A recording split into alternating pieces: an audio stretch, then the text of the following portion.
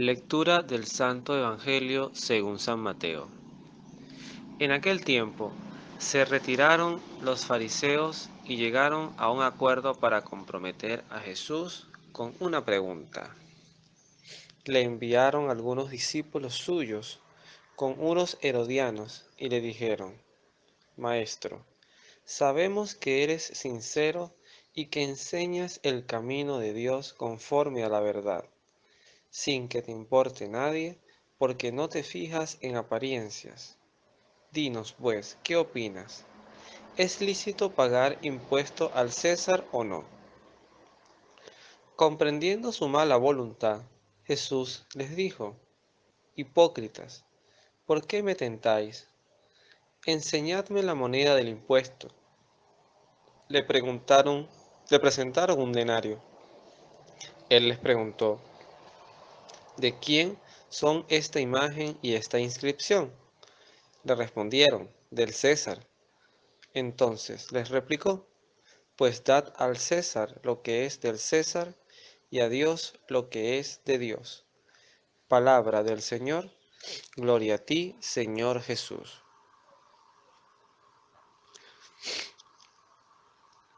La tentación de tentar a Dios, si cabe el término y la redundancia, es muy común o más común de lo que muchos de nosotros podemos pensar. De hecho, a veces inconscientemente lo hacemos. Desde el cuestionamiento de cuando pasa algo que nosotros no esperábamos o no deseábamos que pasaba, y se lo pedimos a Dios para que no pasara y aún así pasa, hasta otros elementos más generales, se diría desde el punto de vista económico más macro, que tiene que ver con estas personas que, por ejemplo, cuestionan hasta la existencia de Dios porque existe el mal, porque existen niños en la calle, porque existen personas que maltratan mujeres, o hay explotación, hay corrupción, porque efectivamente hay un mal desatado. Y ciertamente hay una tentación humana que en cierta forma yo diría que es natural, porque es aquello que nosotros en cierta forma lo que pretendemos, aunque no sea la intención directa o primaria, pero pretendemos es colocarnos en el lugar de Dios. O sea, si yo fuera Dios, esto no pasaría. A, a partir de esta reflexión, también existen otras personas que no solamente ven con esa tentación interna, o sea, con esos cuestionamientos internos, de repente no los hacen públicos, pero hay otro grupo, y no son tan pocos, que pregonan o predican cosas para que otros dejen de creer. Y aunque entran en la iglesia como corderos, al final siguen siendo unos grandes lobos. Y aquí vemos un ejemplo claro. Unas personas que planifican, unas personas en teoría, oye, por lo que dice el texto, unas personas de Dios, porque son fariseos, y los fariseos eran hombres dentro de la fe judía de Dios.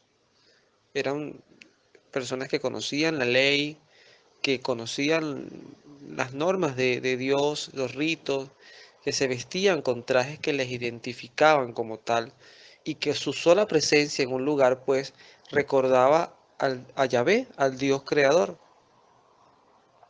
Entonces, estas personas se sientan a colocarle una tentación a Dios. Había una, en este caso a Jesús, que es Dios, pero que en este momento eso no estaba muy claro, ni siquiera para los mismos discípulos. Era a simple vista un profeta, un hombre que predicaba una doctrina un poquito a veces diferente a lo que la tradición traía. Entonces ellos se acercan a este hombre por la necesidad de ponerlo a prueba, pero ponerlo a prueba en cierta forma es exponerlo para que efectivamente quede mal, para que por lo menos en este caso, con la pregunta que ellos se hacen, es una pregunta que es hasta adulante, porque a nadie le gusta pagar impuestos. Hay una máxima que yo leí una vez que decía que hay dos cosas seguras en la vida, y es la muerte y pagar impuestos, y eso no lo podemos evitar. Entonces, a nadie le gusta pagar impuestos y sobre todo cuando tú ves que tus impuestos no se traducen, o el pago de tus impuestos no se traducen en mejoras para el propio bienestar tuyo o de tu comunidad. Entonces eso genera más ruido porque al final, cuando la corrupción es tan evidente, tan grosera, tú dices, bueno, pero hasta esta gente me roba directa e indirectamente con los impuestos. Entonces, el pueblo judío, que era un pueblo que rechazaba la colonización o el imperio romano, que clamaban su libertad, bueno, desde los hermanos macabeos para adelante, lo que conocieron fueron eh, conquistas y conquistas y reconquistas, inclusive desde el destierro propiamente, desde el destierro de Asiria, después de Babilonia, era un pueblo que había perdido su autonomía, o sea, siempre vivían literalmente a expensas de otros gobiernos, de otros imperios. Entonces, no les gustaba el imperio romano, pero usan un elemento colonizador para ellos, que era justamente la moneda del César. No olvidemos, por ejemplo, el gran desprecio que sentían ellos por personas como Saqueo, como Mateo, que eran publicanos, cobradores de impuestos, pero en este momento hay una pseudo alianza, es tomar un elemento que en cierta forma representaba su propia esclavitud para tentar a Jesús. Y por eso es que Jesucristo los llama literalmente hipócritas.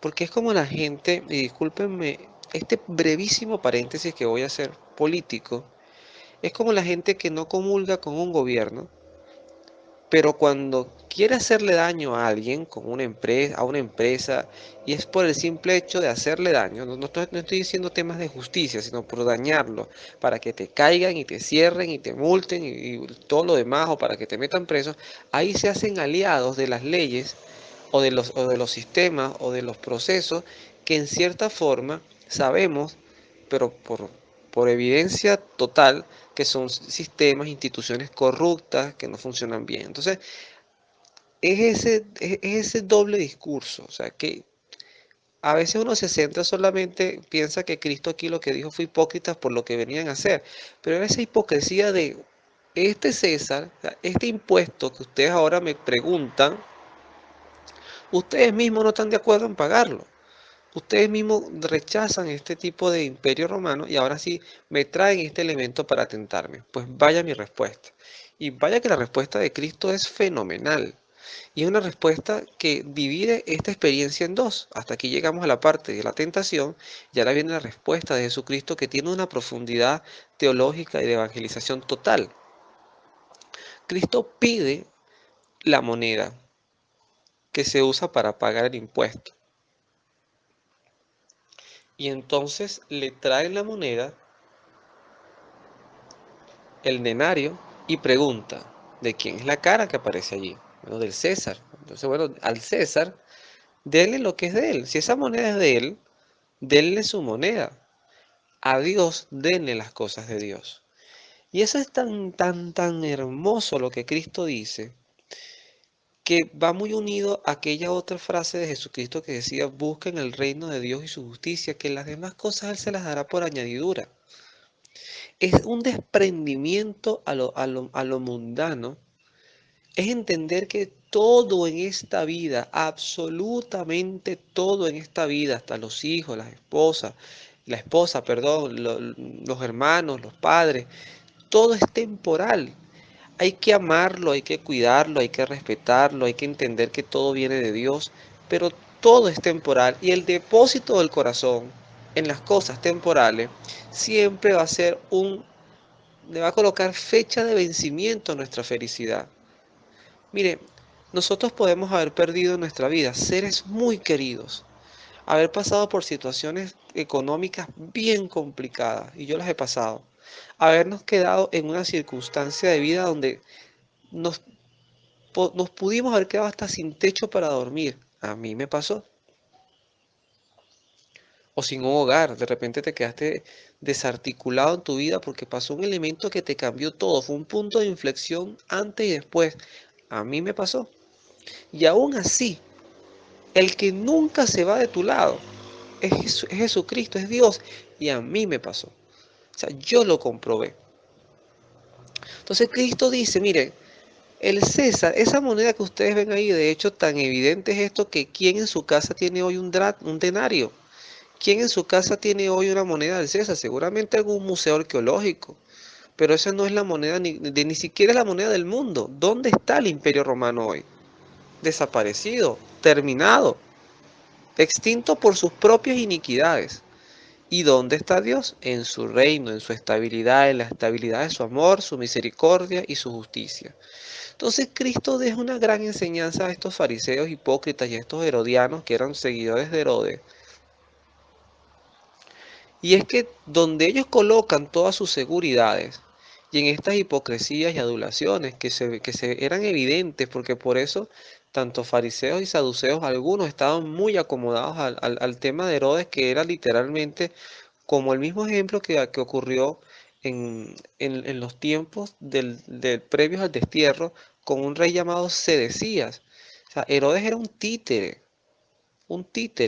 que era solamente como para mantener una imagen de que Israel, o en este caso Jerusalén, tenía su rey, era su rey y tenía como su gobernadorcito, pues porque es que era tan títere que quien gobernaba allí en realidad era, en los tiempos ya de la muerte de Jesucristo, Poncio Pilato, que era un procurador romano.